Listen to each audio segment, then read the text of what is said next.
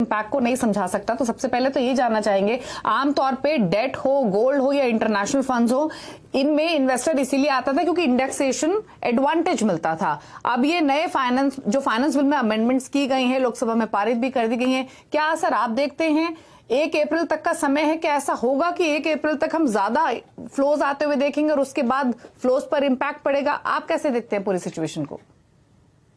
जी हाँ Deepali, thank you so much. CNBC आवाज के सभी दर्शकों को मेरा नमस्कार। जी हाँ, बिल्कुल 31 मार्च तक जो लोग डेट फंड्स के दीवाने हैं, जो लोग डेट फंड्स का शौक रखते हैं, जो लोग डेट फंड्स में बहुत निवेश करते हैं, ये वो लोग हैं जो कि रिस्क कम लेना चाहते हैं, क्योंकि डेट फंड्स में हम जानते हैं इक्विटी के मुकाबले रिस्क कम है।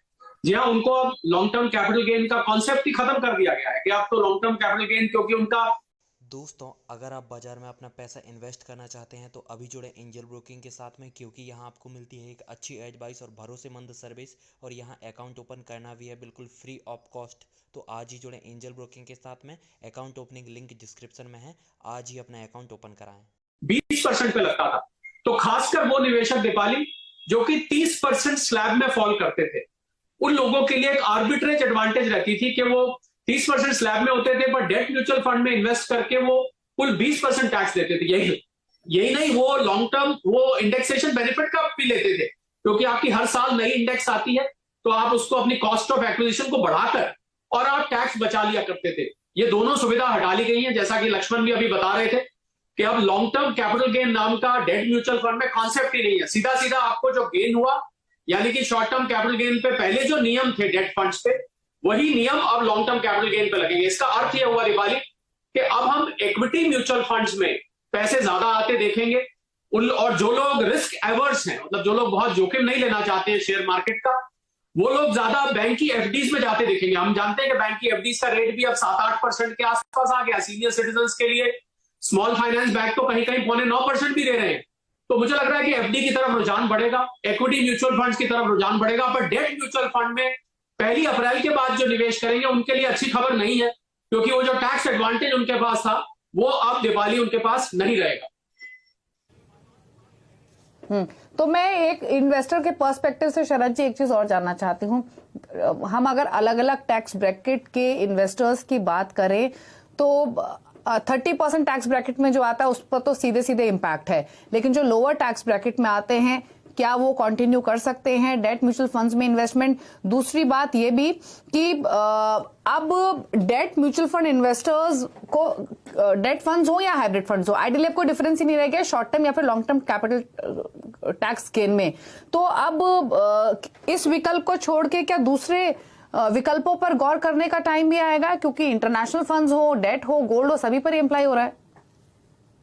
जी हाँ दीपाली, आपने जो पहली बात पूछी कि क्या जो 30% स्लैब में नहीं है, उससे कम स्लैब वाले, देखिए अगर आप 20% स्लैब या उससे नीचे के हैं तो फिर आप पर इतना फर्क नहीं पड़ेगा, क्योंकि डेट फंड्स में जो पहले long term capital gain tax लगता था वो 20% लगता था। तो जो 20 से जब आप ऊपर जाते हैं तो आर्बिट्राज एडवांटेज चली जाती है, पर 20 से नीचे में फर्क नहीं पड़ता। तो पर यह भी देखना दीपाली की जो 20% से नीचे होते हैं उनका जो क्वांटम ऑफ इन्वेस्टमेंट है वो उतना ज्यादा नहीं होता है। बिल्कुल आपने ठीक कहा, जैसा मैंने भी कहा कि अब डेट म्यूचुअल फंड में मुझे लग रहा है कि बड़े निवेशक शायद आने में उनके लिए इतना अट्रैक्शन नहीं रहेगा, उनके लिए इतना लुभावना नहीं रहेगा। वो लोग गोल्ड, फिक्स डिपॉजिट्स और इक्विटी म्यूचुअल फंड को इससे फायदा हो सकता है। हाइब्रिड फंड्स में भी आप जानते हैं 35% की लिमिट होती है कि अगर 35% से कम इक्विटी है या 35% इक्विटी है, 65% डेट है, तो वो डेट मान लिया जाता है। तो मुझे लग रहा है हाइब्रिड फंड्स में लोग का रुझान होगा, पर जहां पर इक्विटी ज्यादा होगी वहां पर होगा। और इक्विटी में ज्यादा, तो इक्विटी के लिए अच्छी खबर है, डेट फंड्स के लिए बुरी खबर है, बैंक की फिक्स्ड डिपॉजिट्स के लिए अच्छी खबर है, और जो ट्रेडिशनल इन्वेस्टमेंट गोल्ड वगैरह है उनके लिए अच्छी खबर दिवाली मानी जा सकती है। अच्छा शरद जी, 2 चीज और मैं आपसे पूछना चाहती हूँ। एक तो ये कि अगर हम रिटेल इन्वेस्टर को देखें तो उनके फिक्स्ड इनकम कैटेगरी में काफी स्मॉलर प्रेजेंस है, फिर चाहे वो टारगेट मैच्योरिटी फंड्स ही क्यों ना हो। जो एचएनआईज हैं या फिर जो इंटरनेशनल क्लाइंट्स हैं वो ज्यादा इंपैक्ट इससे हो रहे हैं। आप भी क्या यही मानते हैं? और दूसरी एक चीज और, अगर हम टैक्सेशन स्टैंड पॉइंट के पर्सपेक्टिव से देखें तो जो लाइफ इंश्योरेंस प्रोडक्ट्स हैं वो हमेशा डेट म्यूचुअल फंड्स के मुकाबले सुपीरियर रहे, क्योंकि वहां पर आप एनुअल इन्वेस्टमेंट करते हैं 5 लाख तक की, तो उसका बेनिफिट मिलता है। तो क्या जो टैक्सेशन के पर्पस से, सेफ्टी के पर्पस, दोनों पर्पस को ध्यान में रखते हुए डेट फंड्स को चुनते थे, वो अब और ऑल्टरनेट ऑप्शंस की तरफ रुख कर सकते हैं, और वो क्या हो सकते हैं? देखिए दीपाली, क्योंकि आप जब डेट म्यूचुअल फंड में जाते हैं तो आप इस बात के लिए मेंटली तैयार रहते हैं कि मुझे इक्विटी के मुकाबले उतना एग्रेसिव रिटर्न नहीं मिलेगा। हम सब जानते हैं डेट म्यूचुअल फंड में जो एवरेज रिटर्न होता है, अगर इक्विटी मार्केट अच्छा कर रही है तो आपको इक्विटी का रिटर्न कहीं बेहतर मिलता है, और डेट का रिटर्न एक फिक्स्ड होता है, अश्योर्ड होता है और रिलेटिवली रिस्क फ्री होता है। ये बात बिल्कुल ठीक है कि अगर आप अब उसमें एडवांटेज और जुड़ जाता था दीपाली के, क्योंकि टैक्स एडवांटेज मिल जाती थी, तो वो रिटर्न जो नेट रेट ऑफ रिटर्न है वो और बेहतर हो जाता था। अब क्योंकि वो एडवांटेज नहीं रह जाएगी, तो मुझे लगता है कि ये अब एडवांटेज उतना नहीं रह जाएगा। इसलिए मैंने कहा कि शायद पैसा आपको दूसरी तरफ जाता दिखेगा। आपकी अगर दीपाली इजाजत हो तो मैं एक सभी टैक्स पेयर्स को, जो एक अमेंडमेंट आई है जो लगभग सभी टैक्स पेयर्स को इफेक्ट करती है 7 लाख वाली, आपकी इजाजत हो तो मैं उस पर कुछ स्पेसिफिक केंद्र देना चाहूंगा। बिल्कुल बताइए शरद जी। जी हाँ, बिल्कुल। हम सबको पता है न्यू रेजीम में 7 लाख रुपए तक के इनकम पर टैक्स नहीं रखा गया था, पर लोग ये शिकायत कर रहे थे कि जैसे ही 7 लाख 1,000 भी होती है तो हमको पूरा का पूरा टैक्स देना पड़ जाता है, क्योंकि वो 7 लाख का रिलीफ सिर्फ 7 लाख तक ही था। तो अब इसमें मुझे लग रहा है सरकार ने इसका संज्ञान लिया और फाइनेंस बिल में इस बात पे विचार करके ये प्रोविजन किया गया, और ये बहुत ध्यान से समझने वाला प्रोविजन है, क्योंकि पढ़ने में बहुत कॉम्प्लिकेटेड लगता है कि अगर आपका टैक्स इंक्रीमेंटल इनकम से ज्यादा हो रहा है, मतलब जब आप 7 लाख पार करते हैं और आपकी इनकम बढ़ी 10,000 पर टैक्स उससे ज्यादा बढ़ गया, तो आपको फिर भी रिलीफ मिलेगा। पर 7,27,000 दीपाली एक ऐसा नंबर आता है जहां पर जाके ये दोनों बराबर हो जाते हैं। क्या बराबर हो जाते हैं? यानी कि टोटल टैक्स और इंक्रीमेंटल इनकम बराबर हो जाती है।